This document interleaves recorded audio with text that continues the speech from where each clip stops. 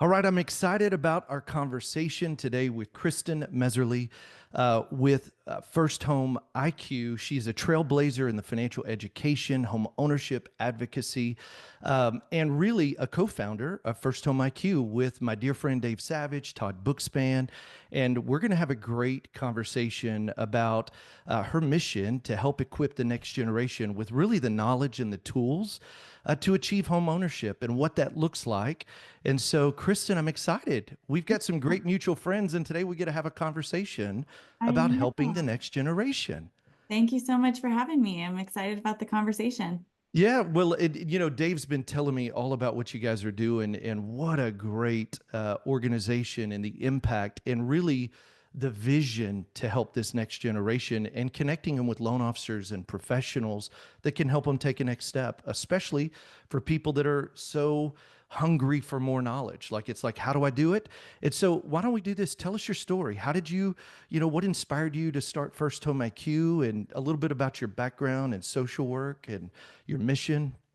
Yeah, so I started my career as a social worker and I worked primarily with homeless youth and immigrant communities and just I started doing a lot of financial education through that and seeing the power of education. So Mm. that was where that passion really got ignited. And then I grew up in the mortgage world. My dad was a mortgage broker, so I knew that space. And I started a company called Cultural Outreach, which I did for about 8 or so years before selling that to NAMBA. And in that role, I worked with a lot of lenders and helping them reach underserved communities or the next generation.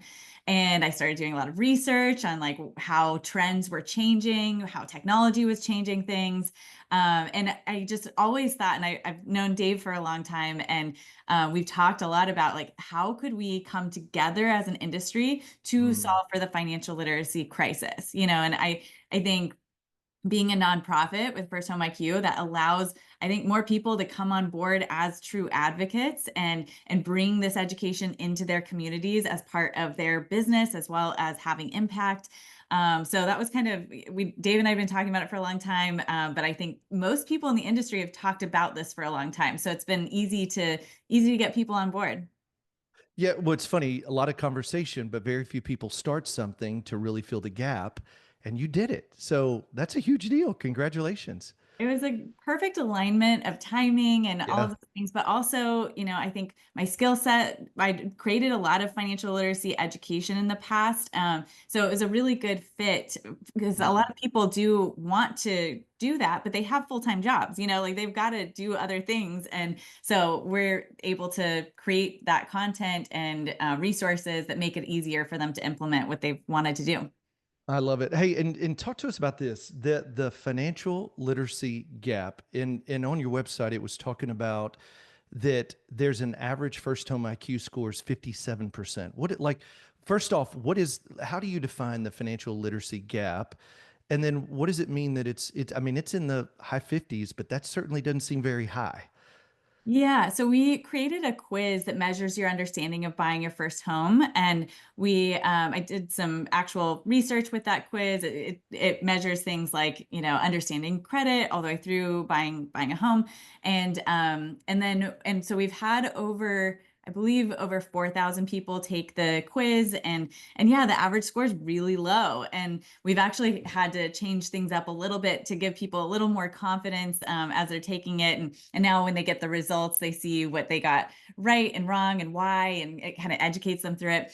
But yeah, so that's one way of measuring it. But also, people just lack confidence. We actually just I do an annual report on Millennial and Gen Z trends, and this year we've seen people don't feel confident in their own knowledge. They also don't feel confident in reaching out to someone else. And a really interesting statistic was that we saw over 80% of millennials and Gen Z said that they either barely learned something like a short lesson in financial literacy in high school or nothing at all. And so, Mm. it's just if you don't have the education, they're not learning it at home or at school, and then they're going through getting credit cards, student loan debt offers, all the way through. They've made some mistakes by the time they're getting buying their first home, and they don't know anything about that process.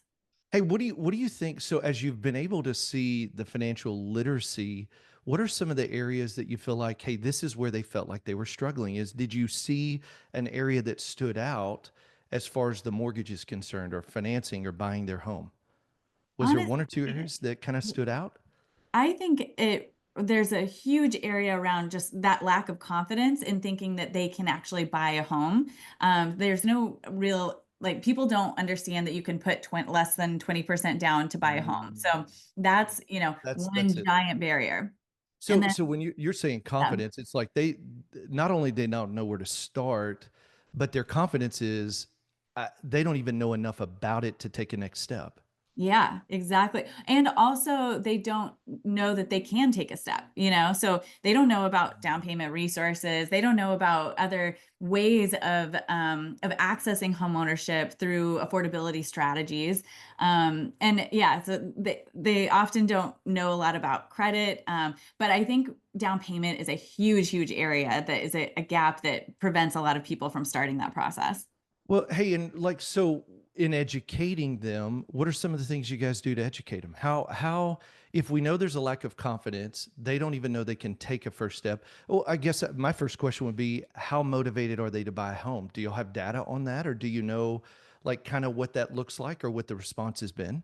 Yeah, so in our 2025 report with 1,000 millennial and Gen Z across the country, 95% said they still wanted to buy a home.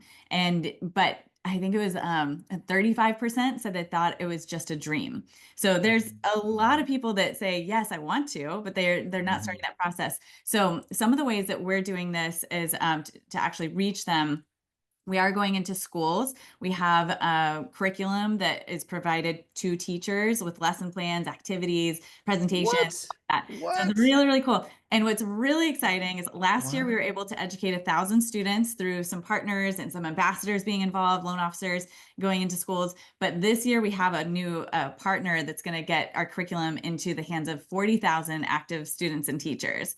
So super exciting. And then the other way is through our ambassador program. And that's where Okay. loan officers, real estate agents, people in the industry who want to bring education into their communities, either to grow their business or to volunteer in their community, whatever capacity, they participate in this ambassador program. And that has funded our ability to provide those free resources to schools. So in the ambassador program, we give them presentation materials, social media content, email templates, like everything you could think of that would educate, allow them to go into their communities, go to their database and say, hey, I'll provide some, a presentation to your kids, or, going into, there's a lot of different strategies people can utilize, but it helps them grow their business, and it helps us have impact with the schools, and they're having impact.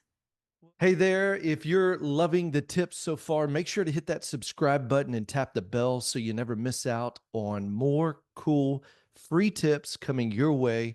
I'd also love to hear from you. Make sure to drop a comment below and let me know what you think, or what it is you want to see next. And we'll see you on the inside. See you. Well, hey, and I love that, because what you're doing is you're serving your local community through education and in very strategically building a pipeline. These people are coming to know and trust you, and they're engaging with you, and you're helping. Man, it's a huge gap that you're filling. So, hey, tell us more about, because like on the ambassador program, and I think that's one of the ways that you guys really have put in place, where it's boots on the ground. You got a loan officer listening today, and they say, I really have a passion to help educate this next generation, the millennials, the Gen Zs, because they're quickly becoming a massive part of the home buying experience. And so, how would somebody get involved? What does an ambassador do? What does that look like? So when they join the program, we give them a bunch of resources. They have access to a portal that has presentation materials that are already done for them with guides and everything. And then, so if they want to do webinars or, presentations live, whatever, we give them step-by-step checklists for doing that. And then they have a resource library with all of those, if they want to go to social media, they click on that, have access to all those templates across the board. But the other really cool thing they get is their own quiz landing page. So that quiz I was talking about, they have a Mm. quiz landing page that they can say, oh, go to firsthomeiq.com/Kristen, and anyone that takes the quiz through their link, they get emailed their name, email, and results. So it's a lead form, a lead gen process. And then they're able to, when they do a presentation or have a new meeting with a client, they send out that quiz and they are able to build a connection there.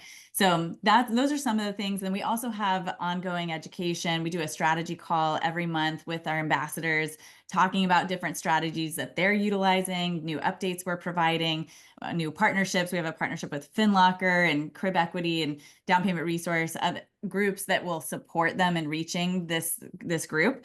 Wow.